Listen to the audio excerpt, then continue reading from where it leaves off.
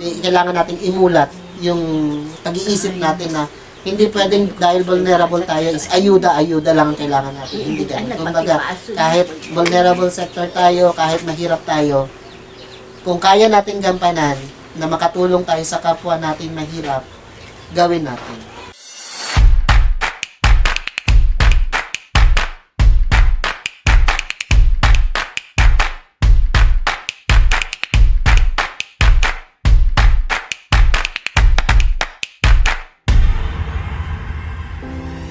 Nasa amin kasi since nasa eastern part kami, so medyo nakaano kami sa open sea area.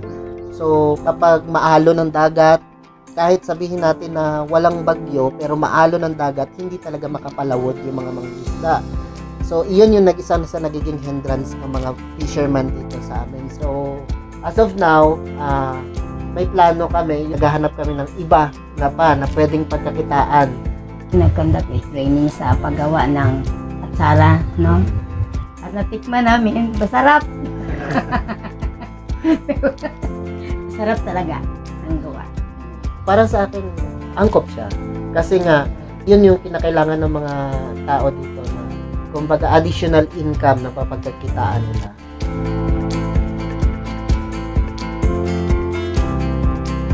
Noon ta time na yun, wala gid idea nga. Wala kami idea. Ano obrahon, syempre ano bitbiton.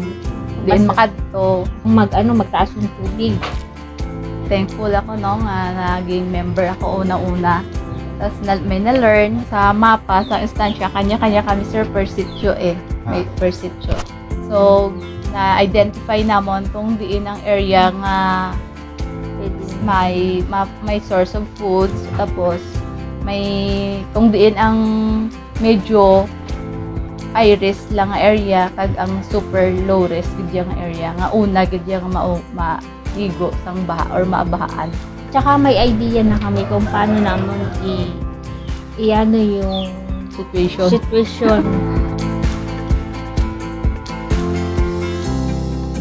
Para sa akin kasi sir, kasi syempre yung panganay ko kasi dahil nephrotic syndrome siya, at the same time nagkaroon siya ng memory problem niya. So gusto ko rin na, kaya nung time ng training natin for the mental health is dinala ko siya para makapag-train din siya na yung sarili niya ba, na kaya papupunta siya sa eskwelahan, pag nagkaroon siya ng naka-encounter siya, nahirapan siya suminga o kung ano yung maramdaman niya, alam niya kung ano yung gagawin niya sa sarili niya.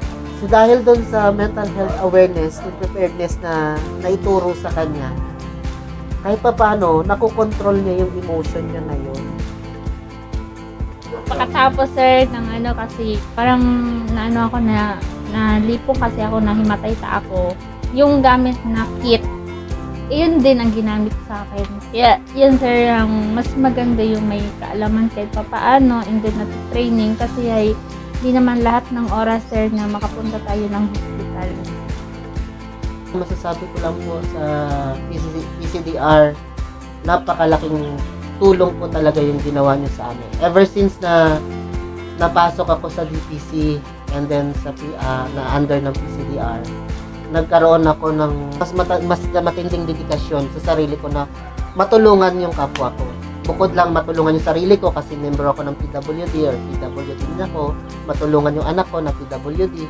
Hindi lang dahil doon. Ang gusto ko rin is magkaroon din ako ng porsigido at dedikasyon na makatulong din ako sa kapwa. Para pagdating ng araw, yung iba na yun is may matulungan din sila. Magtulungan lang tayo para pagdating ng disaster is lahat tayo makakaahon. We expect na sana yung livelihood na ibinigay sa amin ni PCDR. Hopefully na tumagal, will last. So, pasalamat gid ako dahil ay napili kami sa Barangay Estancia na training ng PCDR at malagong buligron para kamon mga pamuyo. Thank you.